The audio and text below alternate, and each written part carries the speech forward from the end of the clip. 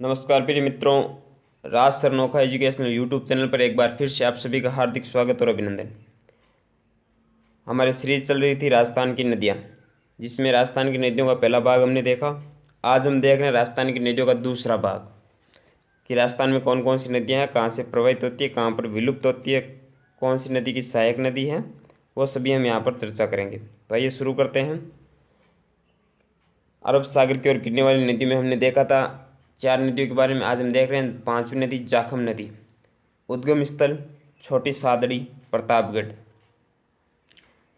जाखम नदी का प्रवाह क्षेत्र है प्रतापगढ़, उदयपुर और डूंगरपुर। जाखम नदी का प्रवाह क्षेत्र प्रतापगढ़, उदयपुर और डूंगरपुर। विलुप्त कहाँ पर होती है तो डूंगरपुर गणेश्वर में माही नदी मिल जाती है। सोममाही और जाखम पर त्रिवेणी संगम बनाती है। नवटापरा गांव गणेश्वर डूंगरपुर में। साबरमती नदी उद्गम स्थल गोगुंदा की पहाड़ियाँ, उदयपुर। यह राजस्थान के एकमात्र उदयपुर में जिले में बहने वाली 30 किलोमीटर बहती है। यह नदी है जो उदयपुर जिले में एकमात्र बहती है और 30 किलोमीटर बहती है। इसका अधिकांश प्रवाह क्षेत्र राज्य गुजरात है। साबरमती गुजरात के साबरकांठा जिले में गुजरात में प्रवेश करती है।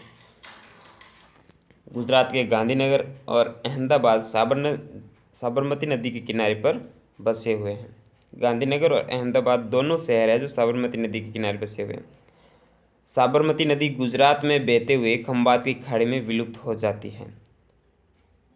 ये अपने सहायक नदियाँ कौन कौन सी हैं तो वाकल का उद्गम स्थल भी गोगुंदा की पहाड़ियाँ, उदयपुर हैं।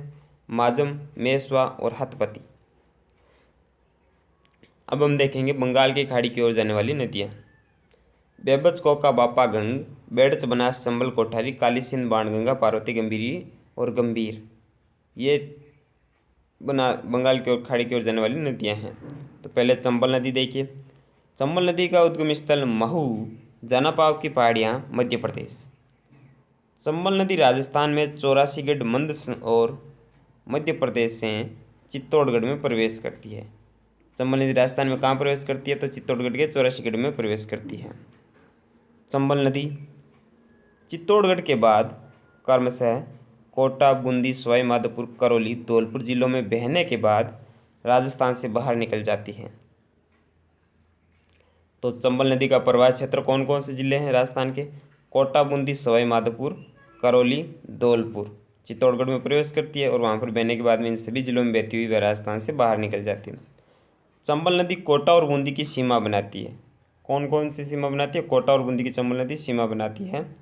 चंबल नदी 3 राज्यों में बहती है। कौन कौन से राज्य? 3, मध्य प्रदेश, राजस्थान और उत्तर प्रदेश।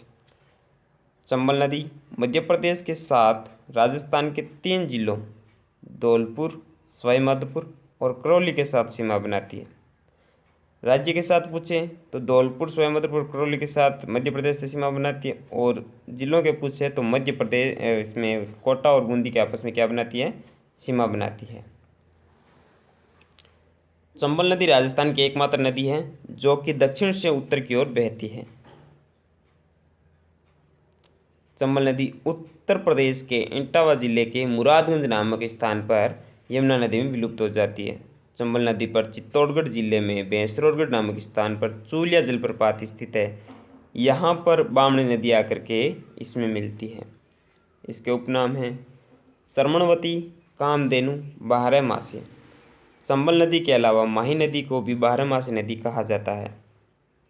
सहायक नदियाँ कौन कौन सी हैं? काली सिंध, कुराल, मेज, बनास, बामनी और पार्वती। ठीक, काका में बाबा मापा।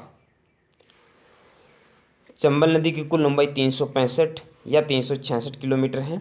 राजस्थान में चंबल नदी की लंबाई 135 किलोमीटर है। राजस्थान की सबसे लंबी नदी बनास। राजस्थान की सबसे लंबी नदी बनास, क्योंकि ये राजस्थान में बहती है। राजस्थान में सर्वाधिक सतही जल चंबल नदी में उपलब्ध है। सर्वाधिक सतही जल चंबल नदी में उपलब्ध है। और सर्वाधिक जल ग्रहण क्षमता वाली नदी बनास है, क्योंकि सर्वाधिक जल उसके अंदर ग्रहण किया जा सकता है।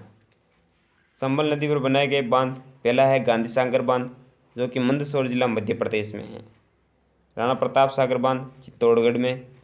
जवाहर सागर बांध कोटा में। यह कोटा और बूंदी की सीमा पर स्थित है। पिकअप बांध है। कोटा बैराज बांध कोटा में सिंचाई के लिए उपयोगी है। दूसरी नदी आती है बनास नदी।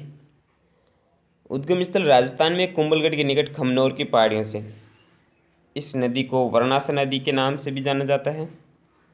बनास नदी की कुल लंबाई 480 किमी है। बनास नदी मेवाड़ क्षेत्र की महत्वपूर्ण नदी है। बनास नदी के प्रवाह वाले जिले राजसमंद, चित्तौड़गढ़, अजमेर, भीलवाड़ा, टोंक और सवाई माधोपुर हैं। बनास सवाई माधोपुर जिले में रामेश्वर के निकट पादरला गांव में चंबल नदी में मिल जाती है। बनास नदी और चंबल नदी कहाँ मिलते हैं? तो पादरला गांव में।